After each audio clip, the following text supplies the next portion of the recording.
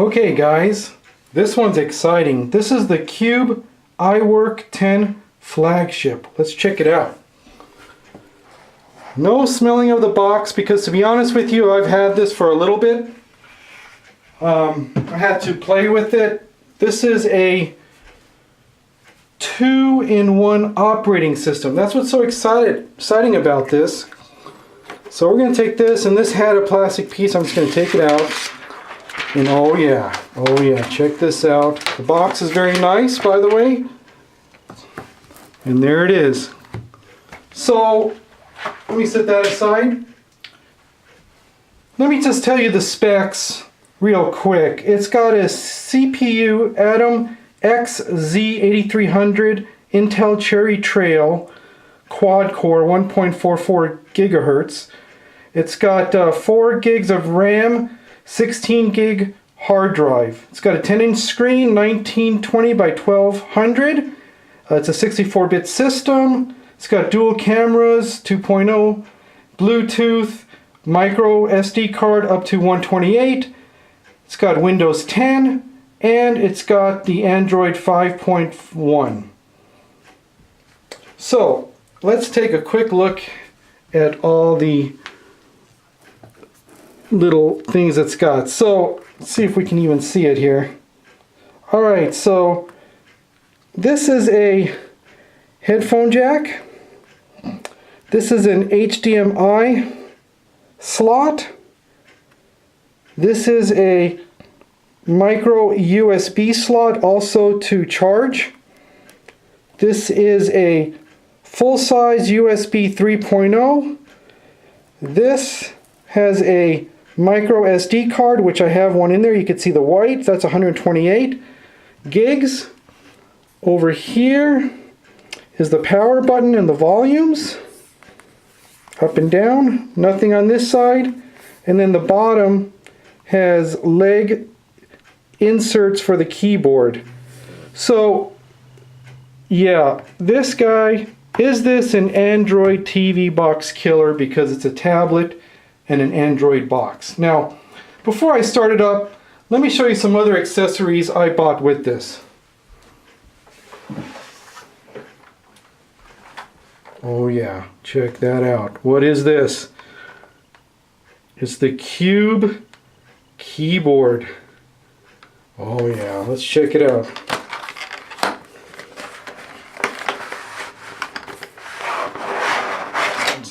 Give me a second here, guys. This is a larger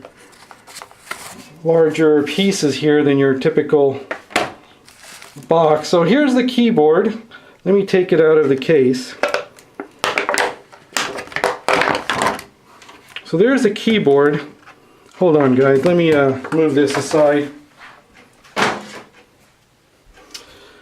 So the keyboard is made for this Cube iWork 10 Flagship. And if you look on this side, I don't know if you can tell, it's got like a bluish tint. And the tablet itself also has a bluish tint, so it matches. Also, the keyboard has USB on this side, if you can see, 2.0. And this side also has a 2.0, so it's kind of nice if you want to put a mouse or something else. Now, when you hook up the tablet itself, it can go into a regular tablet net like a laptop, and it closes like a regular laptop like that. You can also, whoops, almost just put it in. You can also reverse it and have it stand like that, and then you can also have a tent, a tent, so it stands up like a tent, but it will not have keyboard on one side and tablet on the other. It won't close like that. Now, if you look at my tablet, I also have a, you probably can't see, but there is a screen protector on here. Very thin screen protector, tempered glass. Now, as you can see, this little indentation happens when you put this, hang on, into the keyboard. You can see the little leg right there. and so when it goes in, it kind of presses against it, but otherwise it fits. Some people don't think it fits. Alright, let's see, besides the keyboard, which I'll set over here for now, let me show you what else. Now, it does come with a USB slot to USB for charging, okay? Now the other problem is it doesn't come with one of these, so you have to buy one of these yourself, like a 5-volt, because this takes forever to charge up. Let me show you what else I bought. Now, this cable is a female to male 3.0 USB. Now, the reason I did that was this 3.0 slot is a female, so you can't just put any USB like this. So when you put this guy in here, then you could utilize any 3.0 device you want. So this is a nice little handy thing, couple of bucks on eBay. All right. Also, I bought one of these Ethernet cables where it goes in the micro USB slot, and I could use a full-size Ethernet cable, which I like because sometimes Wi-Fi can bog down some stuff. So I bought that. All this stuff is really cheap. Also, what I bought was this micro USB to a female USB, so I could use a regular USB cable. All these were a couple of bucks here, a couple of bucks there, nothing really major. And then I also bought an HDMI, this little HDMI guy to a full-size HDMI. So I don't have to keep one of those cables where it's got full size to the mini HDMI. Alright, so that's all the accessories that I purchased. I know it's a lot. So anyway, let me move all the accessories aside. I'm going to start this up and show you this dual operating system. It's pretty cool. I think you're going to like it. Alright, so let's start this up and see how long it takes. So a lot of people don't understand. You got to push the start button, the power button, until it turns blue right there, and we're just going to see how long it takes for it to start.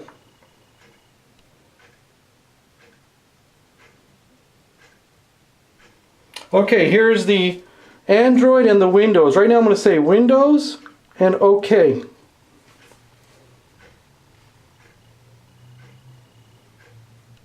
Will this Android TV box killer be better than an Android TV box? Let's find out. You're going to make your decision when all is said and done.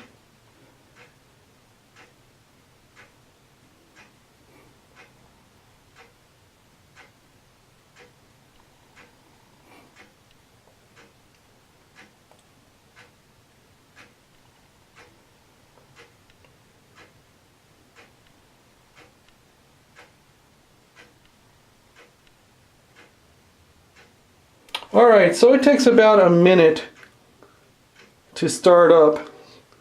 Now, everybody knows Windows 10. I'm not going to get too deep into Windows 10. But I'll tell you what though, I have done everything I could to beat this Windows 10 up, and it has taken it.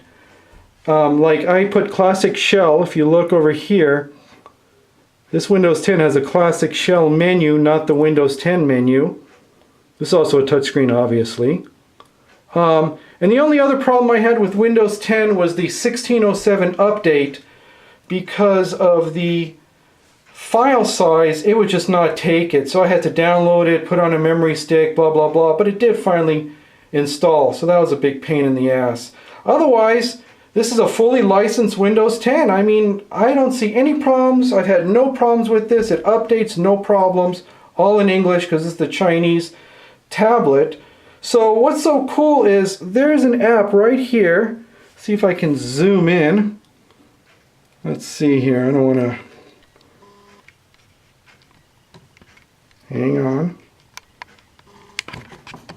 Come on, baby. So that app right there, Switch Now, is going to switch. Oh, you can see my sad little camera. From Windows to Android. Now this obviously takes much longer. You're going to be surprised how long it takes, alright? So, let's do it. Let's get the, let me reset here. And we see the full, alright, so I'm going to hit it.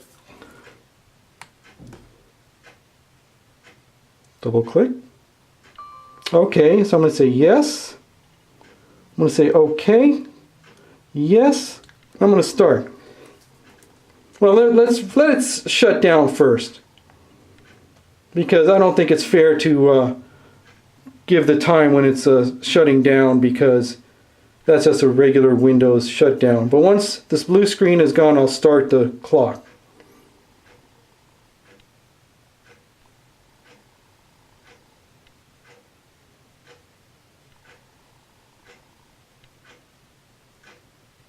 Yep, it takes some time. It's not the fastest, but when it goes, it goes. Let's go. Maybe I should have recorded how long this shuts down, huh?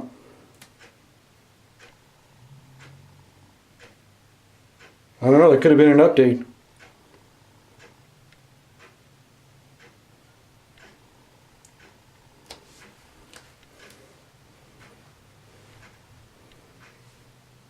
So now it's going into the Android.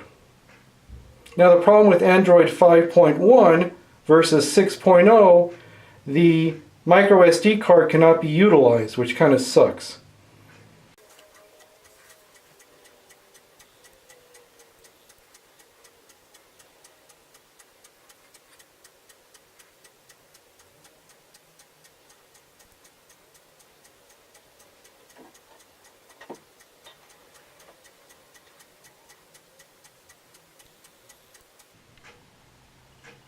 Alright, there you go.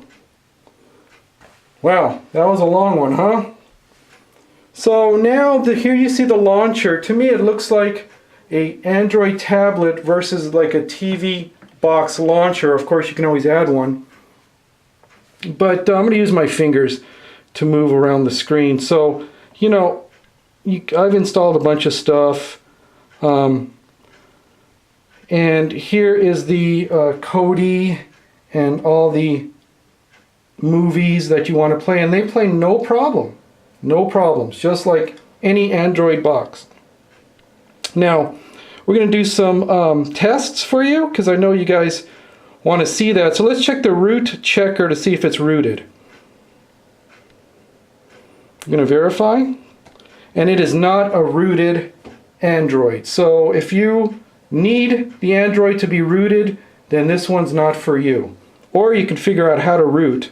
I'm not going to do it. Alright, so let's see the benchmarks. We're going to compute. Hang on. I'm going to run the benchmark.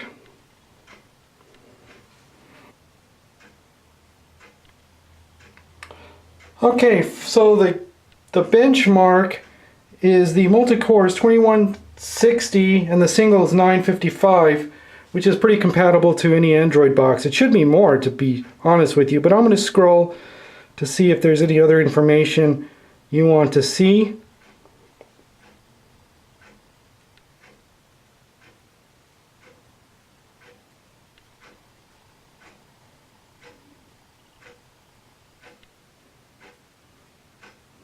All right.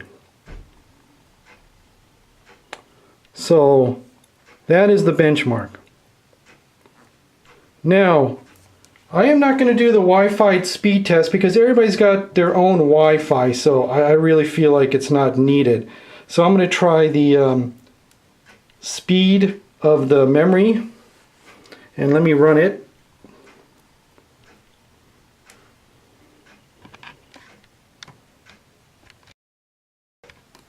So there's the numbers for the read and write and the RAM and the USB drive benchmarks.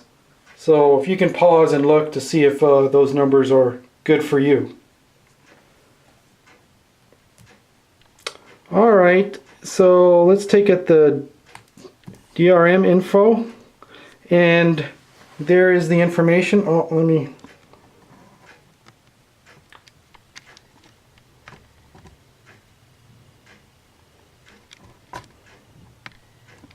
see if you can read that. All right. And anything else?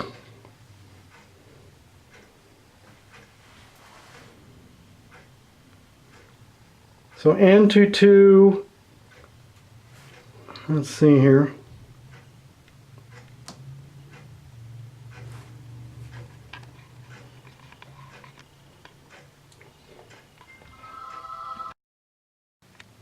Okay guys, there's the numbers for the Antutu. Let's see if I scroll back, see what happens. Yeah, so anyway, there you go. So I'm going to go to the home. We're going to go into settings. Let me show you. I've put a lot of apps in here, and let's see if we're going to see data usage. So I have 1.39 gigabytes left. You know, and of course I can remove a bunch of apps. It's not a big deal. But it kind of sucks you can't use the... See, total space is 12.67 gigabytes. Let me zoom out. So let's do a quick Kodi look at, and then we'll finish off if this is really an Android box killer. Android TV box killer. Let me close all this stuff.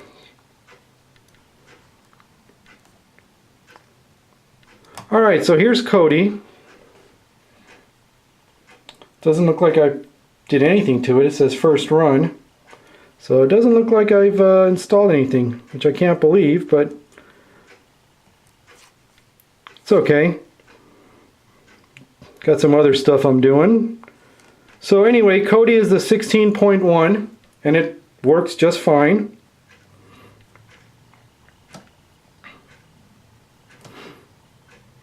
Did I click exit?